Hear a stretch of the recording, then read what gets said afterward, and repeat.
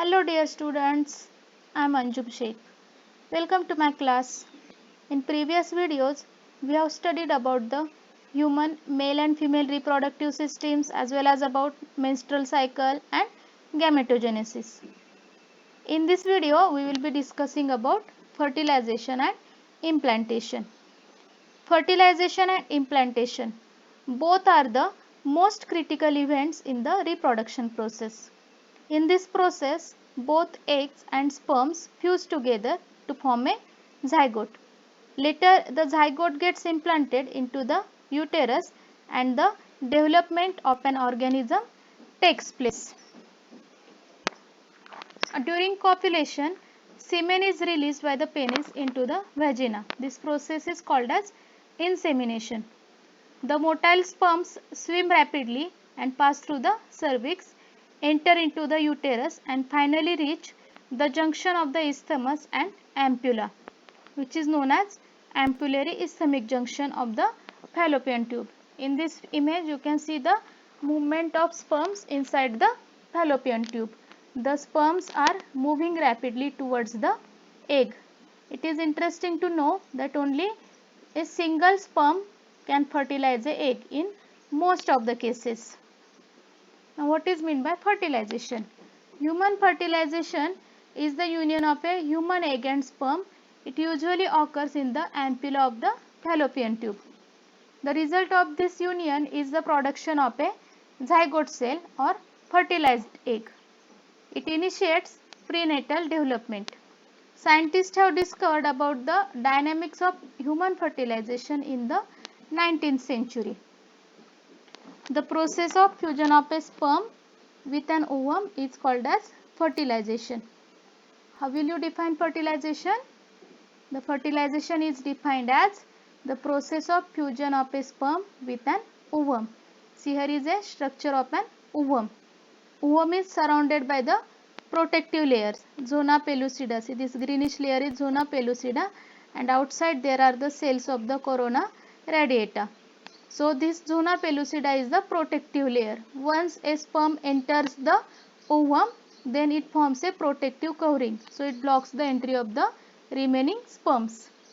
See, during fertilization, sperms come in contact with the zona pellucida layer of the ovum and induce changes in the membrane that blocks the entry of additional sperms. It ensures that only one sperm can enter to fertilize the ovum. Once the sperm enters the ovum, then zona pellucida blocks the pathway for remaining sperms. We have studied the structure of a sperm. In the head region of a sperm, there is a cap-like structure. That cap-like structure is called as acrosome. This acrosome helps the sperms to enter into the cytoplasm of the ovum through the layer zona pellucida and the plasma membrane. And this induces the completion of the meiotic division of the secondary oocyte.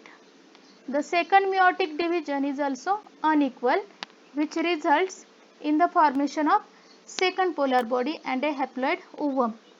We have studied this process in gametogenesis.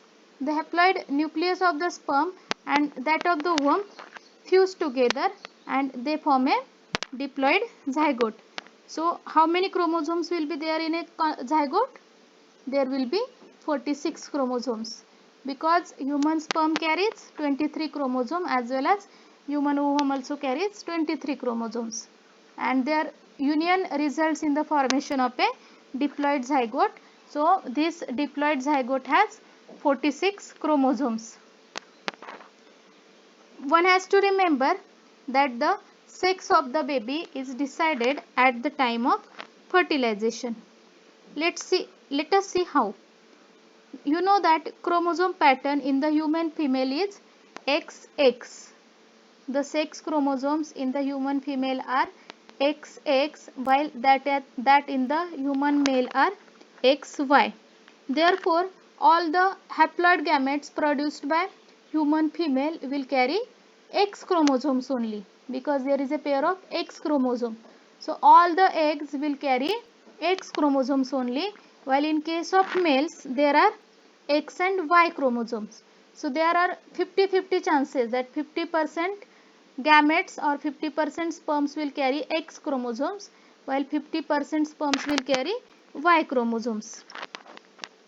After the fusion of male and female gametes, the zygote would carry either XX or XY, depending on whether the sperm carrying X or fertilize the or X or Y and fertilize the ovum. The zygote carrying XX will be a baby girl or female, while the zygote carrying XY will be a baby boy or male. That is why scientifically it is correct to say that sex of the baby is determined by the father and not by the mother.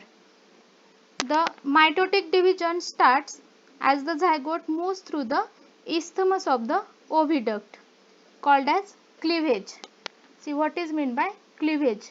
It is the first major phase in the embryonic development. It is the rapid succession of cell divisions which is called as mitotic division. It creates a multicellular embryo from the zygote. There is no actual growth. See the stages of early embryonic development. These stages are morula. Morula is the solid ball of cells and blastula is a single layer of cells surrounding a fluid filled cavity called as a blastocele. See here is a zygote. It undergoes the rapid cell division, mitotic cell division known as cleavage. So it gets into the 2 cell stage, 4 cell stage, 8 cell stage. Then this 8 cell stage they form the ball of the cells called as morula. This morula is a solid ball of the cells. Then it results in the formation of blastula. Blastula is a single layer of cells surrounding a fluid filled cavity. Here you can see the cross section of blastula. So this fluid filled cavity is called as blastocele. See cleavage. It is the early division of zygote into multiple cells without increasing size and partitions contents. See here is a ovary. So first ovulation takes place, means egg is released through the ovary. It is the day 0. Then sperms reach the eggs. So here fertilization takes place. So here is the first enlarged cleavage division. See, first fertilization takes place. So after fertilization zygote is formed. Then zygote gets into the mitotic division. It results in the formation of the first cleavage division, 2 cell stage. See these two are the polar bodies. So this is the 2 cell stage. Then on second day it undergoes 4 cell stage. Then on day 3 it undergoes into the many cell stage which is early morula. On day 4 it becomes advanced morula. Then on day 6 it becomes blastocyst. What is blastocyst? It is a fluid filled cavity inside the blastula. Now you are familiar with morula and blastula. Blastocele. Blastocele is a fluid filled cavity. Then on day 7 to 10th the implantation of the blastocyst on the uterine wall takes place. Now what is meant by implantation? Implantation is a process in which a developing embryo moving as blastocyst through the uterus makes contact with the uterine wall and remains attached to it until birth. The implantation leads to pregnancy. In this image you can see the process of implantation. We have already discussed about the cleavage. See this is the ovary. This was funnel like structure called as infundibulum. So from ovary the ovum is released. This process is called as ovulation. Now this is day 0 of the fertilization, means as the ovulation takes place generally on the 14th day of the menstrual cycle.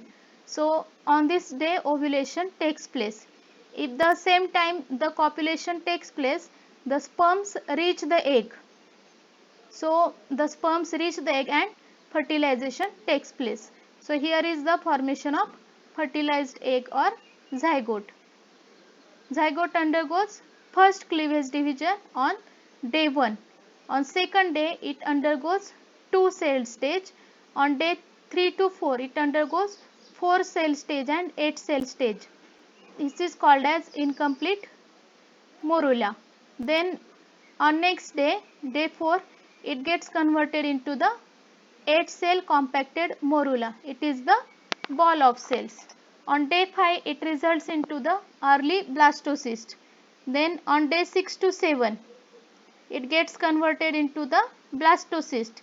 Blastocyst is a mass of cells with the fluid filled cavity, and that cavity is known as blastocele. On day 8th or 9th, the blastocyst attaches itself to the wall of the uterus and it remains here until the birth. So this is known as the implantation of the blastocyst. This implantation leads to pregnancy.